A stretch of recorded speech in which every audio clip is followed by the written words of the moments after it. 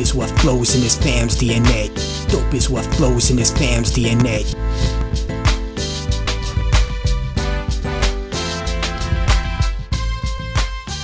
What's good, everybody, and welcome to another edition of Dope Interviews, brought to you by the mighty 19 Media Group. I'm your host, Warren Shaw, and today we're staying in the entertainment space. My guest today has appeared on HBO's Insecure, part of the illustrious cast on Netflix smash The Upshaws, and is now the lead in her own web series called Looking for Me. We have the multi-talented actor, Dayna Dooley. What's good, Dayna? How you feeling? What a great introduction. I feel so like, wait a minute, who? Oh, that's me. Thank you so much.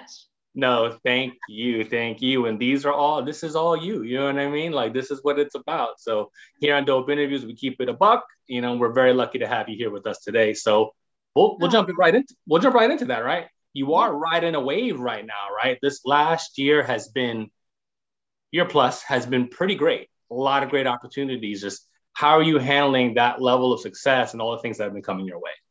When I tell you it's been a journey, I graduated with my BFA in theater in 2004. So I've been doing this professionally for 17 years. So it's a long time coming, is what I would say. I'm very, very, very grateful, very humbled by it. But at the same time, I'm like, I always ask God, when is it my time, Father? And he's showing up and opening doors. And I'm so, so grateful. So I'm basking in it because I don't take it for granted because it's been a very long and hard journey. Oh, trust me. I think that story can speak to a lot of different people, you know, wherever you're from, race, creed, color, doesn't even matter. Everyone knows the struggle and to not give up on a passion that you have for something. And it's dope, really, that, you know, you're starting to reap the fruits of the benefits of all the work that you put into this thing, right? Yes. Let's backtrack just slightly a little bit. When you decided to act and, you know, get into this field, how did you come across, or what made comedy maybe your niche that it is right now? Yeah, it's a funny story because I was actually a pre-med major at the University of Kansas. Nice. Yeah, I grew up wanting to be a doctor. That was instilled in me at a very young age by my mother. We should be doctors or lawyers. So I was like, okay, Mom, be a pre-med. I'm going to be a gynecologist. That was my focus. Then I get to Kansas and all the requirements that I had to take, you know, were science and math. I was like, oh no, so I'm not good at this. I'm not good at this, Father. So thank God. Well, the way God works and the timing, I ended up coming back to California, and I went to SMC for 2 years. Okay. And at SMC, I randomly took an elective, and it was an acting class with my sister. And I remember the first scene I did with my sister, I loved it. And my teacher literally said, this is what you should be doing. And I've not stopped since. So I started later in life. I started in 2000. So later in life, it wasn't like, oh, I'm gonna be, you know, an actor when I was 5. I started later. Then I found out comedy was my thing. Like I could do drama and comedy, but comedy was my niche. I was very, very good at it. My comedic timing was kind of like very, very, I learned it very quickly. So now that's my thing. Comedy is my thing. I love it more than anything. All right. We're going to dive into that a little bit more, but I want to kind of even go back. So even coming into a little bit later, right? You know, later in life, as you will, then did you have influences in that space growing up, or did you start to gain those maybe at, you know, like in 2000-ish, so to speak? Who are some of your influences acting wise? That's such a great question because I grew up with watching TV with my mom. And so we watched the Lucille Ball show. So Lucy was definitely high on who opened my eyes to comedy and physical comedy. Carol Burnett show as well. I'm a character actor, so watching her do all those characters inspired me to do that. And Whoopi Goldberg did her One Woman show that I watched with my mom, and that inspired me to do my own One Woman show, which I did in 2008 and did very well. And also the Tracy Ullman show, she did characters. So I watched all of them, and they inspired me to become what I was supposed to be. Because back then I was like, oh, that's fun, that's great to watch. But I never thought I could do it. So acting. Mm-hmm. Nah, man, that's amazing. And I think, you know, we all can relate to that, watching TV, watching whatever with our folks, you know, whoever our parental influences are, mom, dad, grandmother, auntie, whatever the case may be, and kind of like soaking things in almost subconsciously, even at times as well, not necessarily knowing that, hey, I'm learning for something. I'm going to use this later on, you know, pack this away in my back pocket for when I need it later. Exactly. That's a vibe. comedy is such a subjective space though, right, Dayna? Like it's a wild situation, and it's what's funny to me may not be funny to you, and vice versa. And I've seen you act in some very what I would call maybe straight kind of standard comedic roles, and then some where it's like the awkwardness of what you're doing as an actor makes it funny. Just how do you tap into those different aspects of comedy with it being so subjective? That's a very good question. You know, I think I have about 40 to 60 people living in me. And it's not schizophrenic. It's just not schizophrenic at all. I actually live through these characters. So I have people living in me. So when I have an audition, like I had Danger Force or Henry Danger on Nickelodeon, when I went in for my audition, all they said was a cop, be a cop. But I go in saying, I'm going to be a Black Clint Eastwood.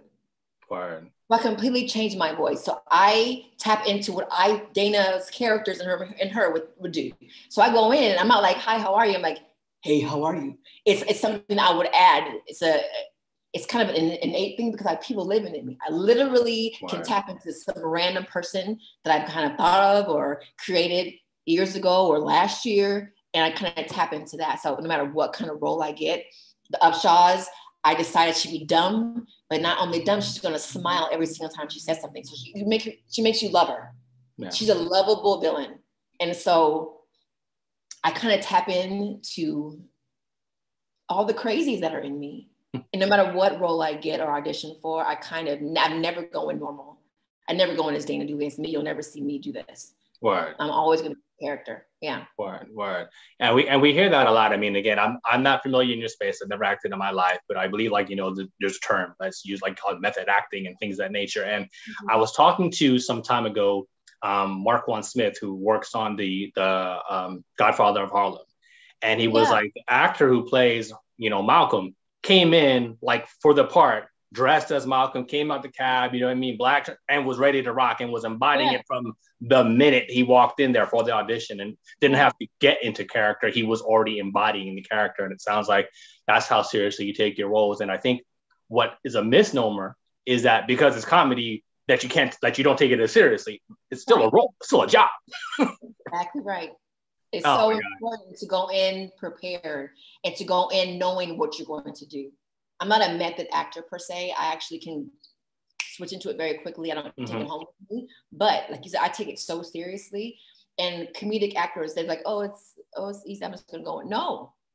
I have to be prepared. I have to have a character in mind. She might have a twitch, she might sit a certain way, she might look a certain way, she might stand a certain way, she might speak a certain way. And that's me. Always come prepared, either when you booked it already or not booked it. Like just come in comedically. I have it in my mind, like, how am I going to walk in? How am I going to sit? How am I going to speak? How am I going to look at you? The cadence, the speed of how I speak, all of that is so important in comedy to me. Oh man, I mean, we need to get you on master class. You know what I mean? And teaching folks how to do this thing, because you definitely do it. You definitely do it. Talk to me a little bit about the Looking for Me project in your own words. Just kind of what is this project about specifically, and kind of what drew you to it? Well, Ifuru, the producer of Looking for Me, I've known her for years, and I met her through one of my friends. And she saw me in my One Woman show, and she was like, one day, Dayna, I'm going to work with you. And years later, she said, Dayna, my daughter wrote something for you. Her daughter is Asha Flowers, the writer and director of the show. And when I tell you, it's like, just read it. We want you to be the lead, but you might not like it, or just read. And when I tell you, I read those 6 episodes, Warren, and they were so amazing. And they wrote it for me because they know my character. They know what I can do. So Lisa is a life coach, and you follow her journey in this web series. And pretty much I gave her my own personal tagline. She's a life coach that needs a life coach, because she's a lovable hot mess. She wants it so bad. She wants to help people so badly because that's her passion, her mission in life. Right when you follow her, you're like, she has a roommate, can't pay her rent, has no car, ain't right. So she's trying her best because she's broken, but she wants to fix herself and fix others. So it's a wonderful journey, and it's turned in a comedic way. So I bring a very kind of carefree, blunt, but like absent-mindedness to Lisa, which I love. She's so fun. She's so fun. And when they approached me and I read it and I loved it, we shot it. And I have big hopes for it. It's gonna go somewhere. I know it in Jesus' name. I just know it. And I'm very excited about it. Oh, I definitely think it's a vibe, and let's kind of stick with that process with it as well too, because life coaches in a lot of ways they have a level of psychology or things that they're trying to do, and sometimes it is the satisfaction of helping others and maybe even help you heal on the inside. And I'm not trying to oversell it, so to speak, but I think there's a certain level of that.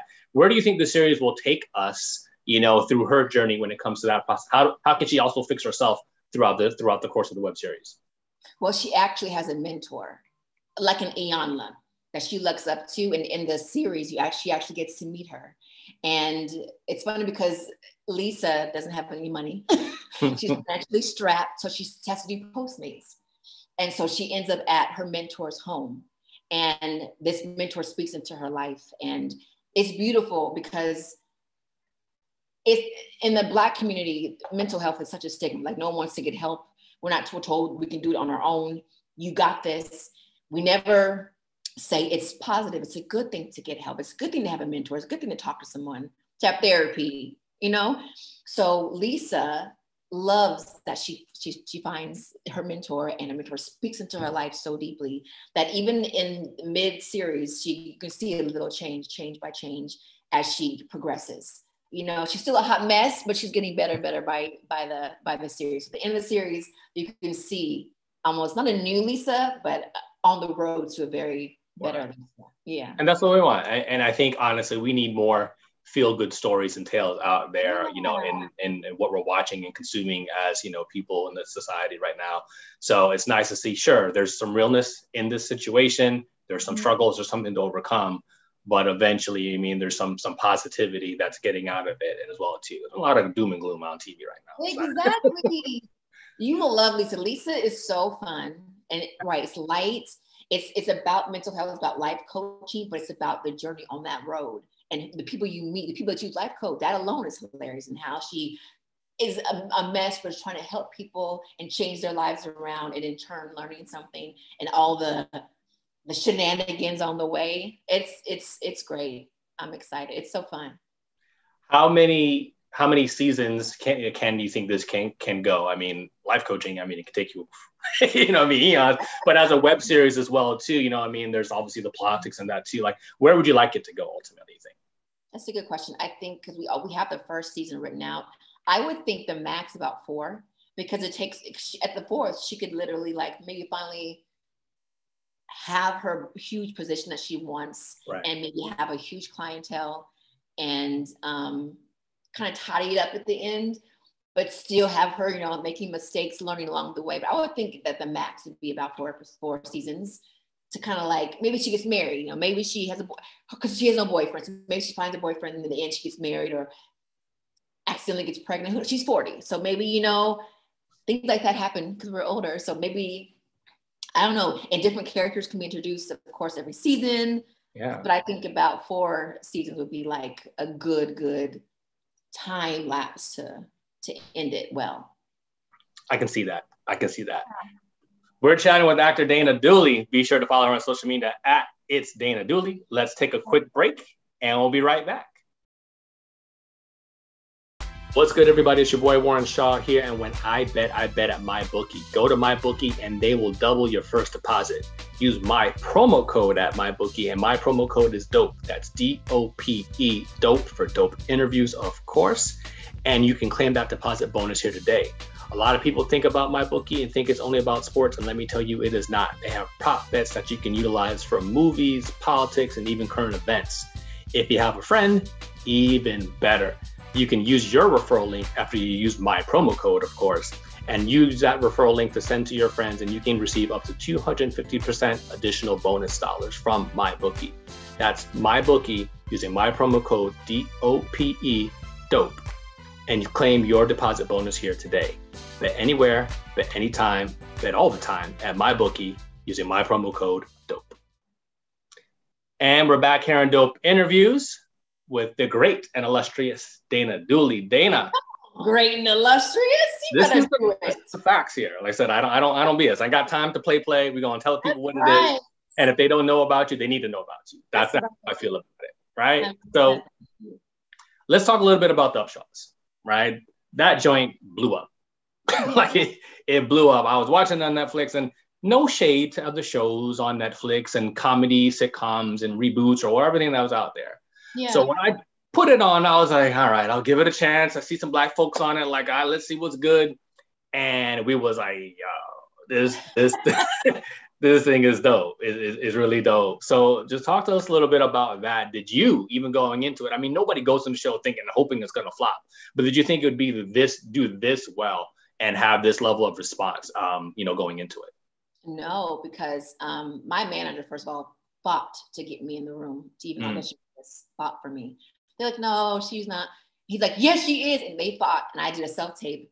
And they called me in. And then I auditioned for Mike Epps and Wanda Sykes and the rest of the cast. And they were like, oh. I heard that night that, she got it. And the Netflix approved it the next day. So when you go into something like that, when it's a new show, you're like, okay, well, I know Wanda Sykes is amazing. Mike Epps is amazing. Phil is amazing. But we don't know what it's going to be.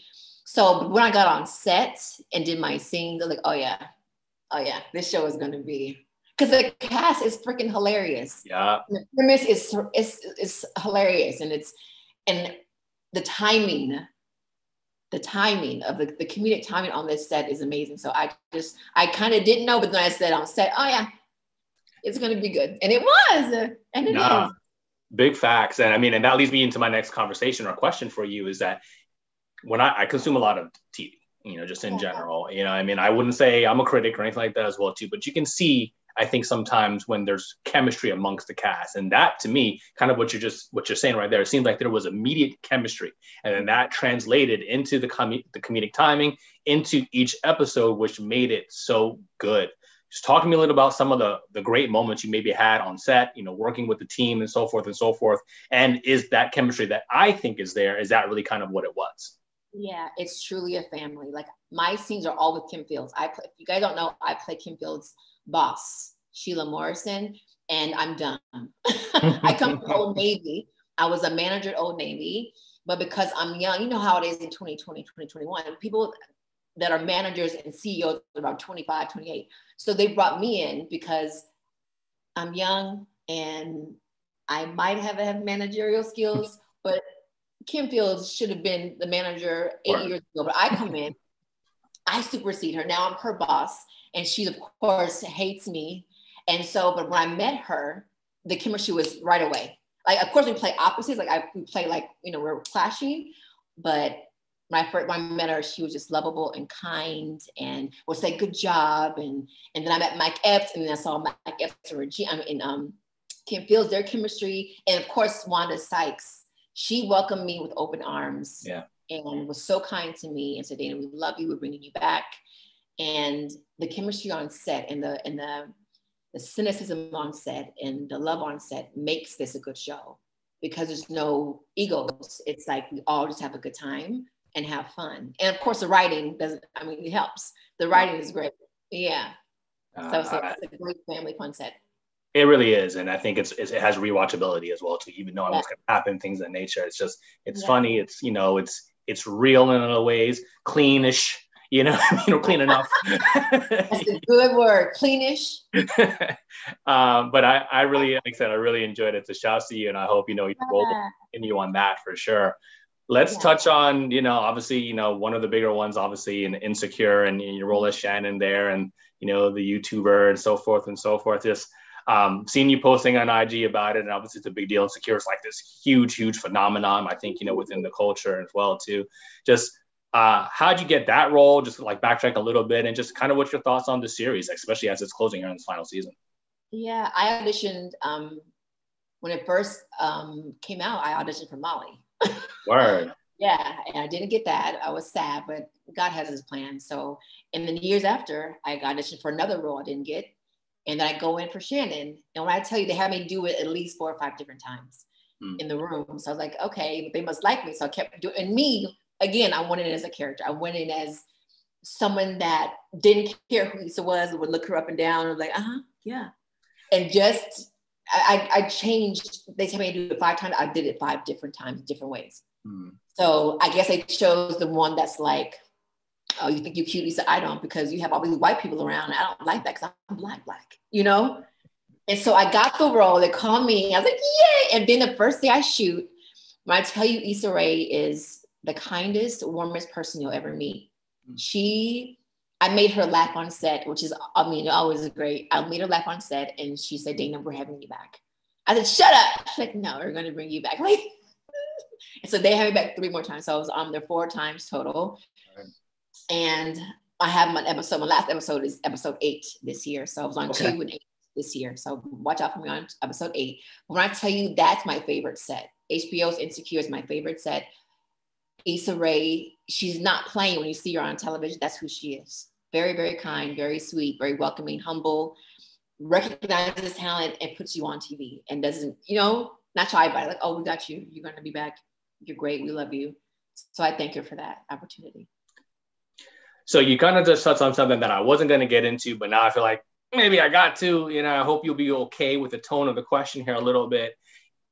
Your story is really like one of perseverance, because now getting this role, and you interviewed for Insecure multiple times, so to speak, a lot of people in their regular lives might have been like, yo, F that, I'm not coming back there. And they think they hot and whatever, but you persevered and kind of stuck with it, and now and are in a role that really suits you. Just talk to me a little bit more even about that, and maybe some of the disappointments that people face through, and then coming through that, and then still being on the project that you originally applied for. Right. When I tell you, for every actor that's listening to this, they know it's the hardest job I've ever had in my life. And I've been doing it for 17 years. The no's are 99% of the time, literally. The rejection is constant and consistent. It's never like, oh, it's all the time. So when Insecure said no to Molly, of course you're heartbroken because you're like having hope and like, oh my God, I'm a series regular on a new show on HBO. Didn't get it. And right, go again, got the no. But when I tell you my skin is so thick and I have the drive of a Mustang. I will not quit. I will not quit. My perseverance has always been like this. There are days I want to quit, but I have family and friends that always encourage me and support me to keep going. But the rejection comes with it. It's a part of it. I don't give up. I don't stop. So when that yes came for Shannon, that's God's timing. That was the role I was supposed to have. So in this business, the no's are all, I mean, I tell you, I just got a no recently. I was like, and I was heartbroken. I cried, but you get back up the next day and you keep going. I will not quit. And everybody that's listening as an actor, we know it's hard, but if you love it, if this is your passion, this is the gift that God gave you, don't give up. You have to keep going. Man, that's real talk right there. You know what I mean? And I think, you know, we can turn this interview into some sort of inspirational TED Talk, I think, as well too, because there's a lot to that. And I think, you know, there's some real life lessons, you know, in that space. For a few more before that you get back to being, you know, being great and being amazing as you are. Just talk to me a little bit about even offset. How does Dayna do? How do you relax? Like, how do you just chill, kind of unwind, and, you know, kind of just take it easy? That's a good question. People don't know that even though I'm an actor and actors are supposed to be extroverts, I'm an introvert. So I love to, like, literally when I'm done with set or have a day off, I sit on my couch and I watch movies. What? That is my recharging, relaxing zone. Like, I can just sit and watch movies. And to me, I'm learning my craft. So I watch people I love, like Meryl Streep and Angela Bassett. I watch their movies over and over again, Kate Winslet, to learn, but I also relax by just kind of like getting lost, you know, in the story. So that is my favorite thing to do. I also love karaoke.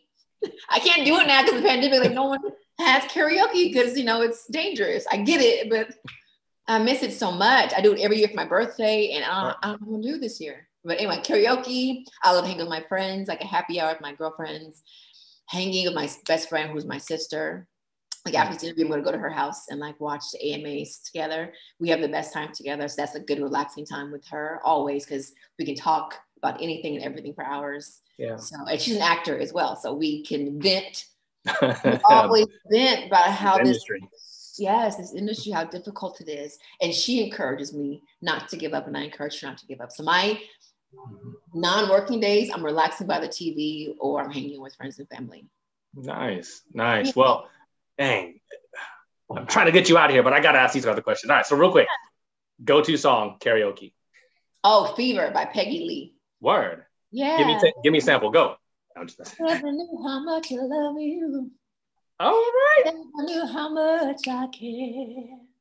Oh, you ready to rock? Put your arms around me. Yeah, I'd be like, I get a fever that's so hard to bear.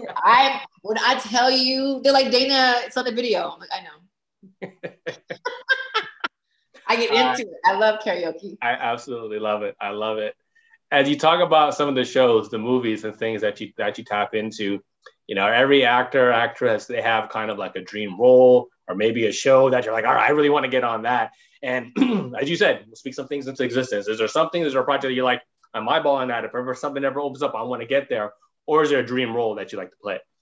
My dream role is to have my own show, like Tracy Ullman. So I want to be the Black Tracy Ullman. I want to have my own show where I do 1 million characters on HBO. That's what I've always wanted to do. Yeah. A Carol Burnett / Tracy Ullman show where I get to show what I can do. I have written out about 45 characters that I can do. And so I want to do that. That's my main goal. It used to be SNL because they do characters as well. Yeah. But I want my own show. I want my own Dayna Dooley, the Dayna Dooley show, where I'm able to show the world my characters, the characters that God has given me. They're hilarious. They're men, women, white, everything, and they're great. And I just want to share. So that'd be my dream role. I love it. And I think honestly, Dayna, if this last year is any indication of like the star that is rising and is going to continue to burn for you, I think that show is going to come into existence one way or another. Thank you. I think this has been an amazing conversation. I want to thank you, Dayna, for joining us. It's been my absolute pleasure. It's all the time I have for today that she has for today. She's got to go back to being great, writing out some roles. I gotta tell you where to watch the show. I'm sorry, go ahead. Yes, so you can watch Looking for Me on abffplay.com. You can register, it only takes 5 seconds, then you just go and watch. It's called Looking for Me on abffplay.com. And you can go to my page, Instagram, it's Dayna Dooley on Instagram. And under my bio, there's a link. You can vote for us as well. Fan favorite, so vote for us. Looking for Me is the web series. Please vote, please watch, and support Black women. We're Black women directors, producers, and actors, so. I think that's extremely well said, and I will double down on that. I saw, the first episode. It was amazing. I was cracking up. I shouldn't have been laughing that hard, but she rocked it for me. So as she said, make sure you go into the American Black Film Festival playlist, hit that up, Looking for Me, and give her all the support that she deserves, and the great team behind this amazing, amazing project. Big shouts to my guest, Dayna Dooley. Be sure to check out the web series Looking for Me, as we just said. Follow Dayna on social. It's Dayna Dooley. And I think we'll be seeing that as a TV show, pretty soon. What? It's Dayna Dooley. It's gonna be a vibe. I'm your host, Warren Shaw. This has been Dope Interviews. We thank you so much for joining us, and we'll definitely catch you next time. Another dope interview. Thank you so much. Thank you, Warren.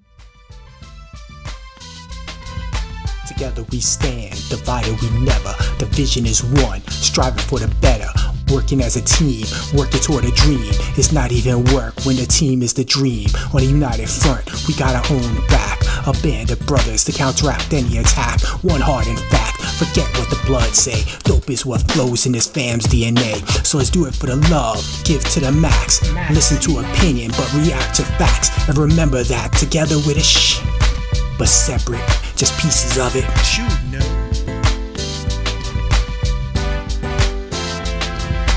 Dope is what flows in this fam's DNA. Dope is what flows in this fam's DNA.